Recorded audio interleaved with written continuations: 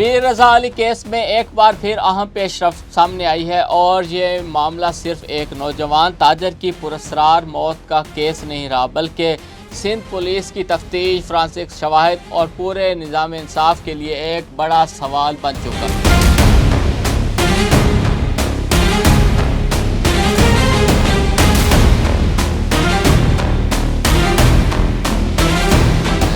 میر رضا کے اہل خانہ شروع دن سے کہتے آ رہے ہیں کہ ان کا بیٹا خودکشی نہیں کر سکتا۔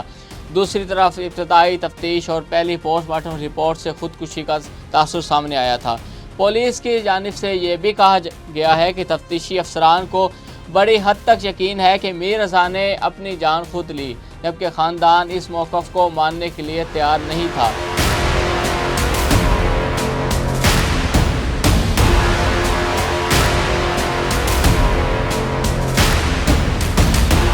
یہیں پر جبران ناصر کا ایک کردار سامنے آتا ہے۔ میر رضا کے خاندان کی قانونی نمائندگی سنبھالنے کے بعد جبران ناصر نے معاملے کو صرف بیانات کی حد تک محدود نہیں رکھا، بلکہ قانونی راستے کو اختیار کیا ہے۔ انہوں نے پولیس سرجن کراچی اور سیکٹری صحت کو خصوصی قانونی نوٹس بھیجا ہے اور پہلی پوسٹ مارٹم رپورٹ پر سوالات اٹھائے ہیں۔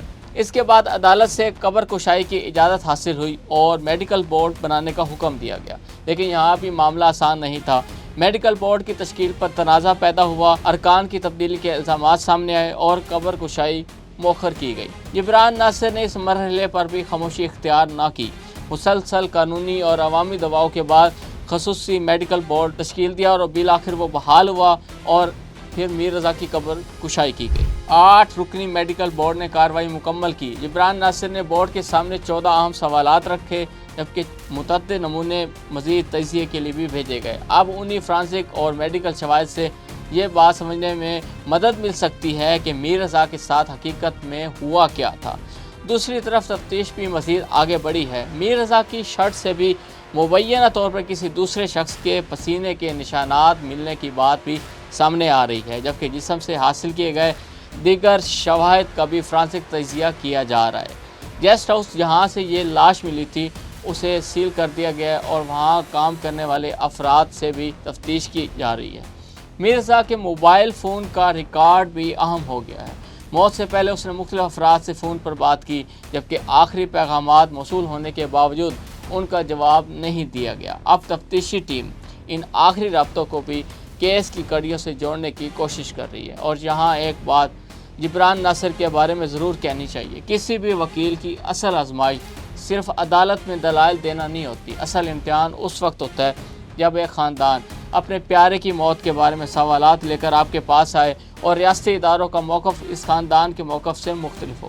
جبران ناصر نے کم از کم اس کیس میں خاندان کے سوالات کو قانونی طریقے سے اٹھایا ہے، اداروں سے جوابات طلب کیے ہیں اور معاملے کو عوامی سطح پر زندہ رکھا ہے۔ یہی وجہ ہے کہ میر رضا کیس آج بھی زیر بحث ہے اور تفتیش آگے بڑھ رہی ہے۔ تاہم یہ بات واضح رہنی چاہیے کہ کسی بھی شخص کو مجرم قرار دینا عدالت کا اختیار ہے۔ اصل حقیقت فرانسک شواہد، حتمی رپورٹس اور شفاف تفتیش کے بعد ہی سامنے آئے گی۔ لیکن ایک بات ضرور ہے، میر رضا کیس میں سوالات ابھی ختم نہیں ہوئے۔ آخر میر رضا کے ساتھ کیا ہوا تھا؟ کیا وہ واقعی خودکشی تھی یا قتل تھا؟ گیسٹ ہاؤس میں اس رات کون موجود تھا؟ شرٹ سے ملنے والے مبینہ طور پر شواہد کس طرف اشارہ کرتے ہیں؟ اور آخری فون کالز اور پیغامات اس کیس کا کون سا راز کھول سکتے ہیں؟ ان سب کی نظریں فرانسک رپورٹس اور نئی تحقیقاتی ٹیم پر ہیں، کیونکہ میر رضا کے خاندان کو صرف ایک چیز چاہیے: حقیقت۔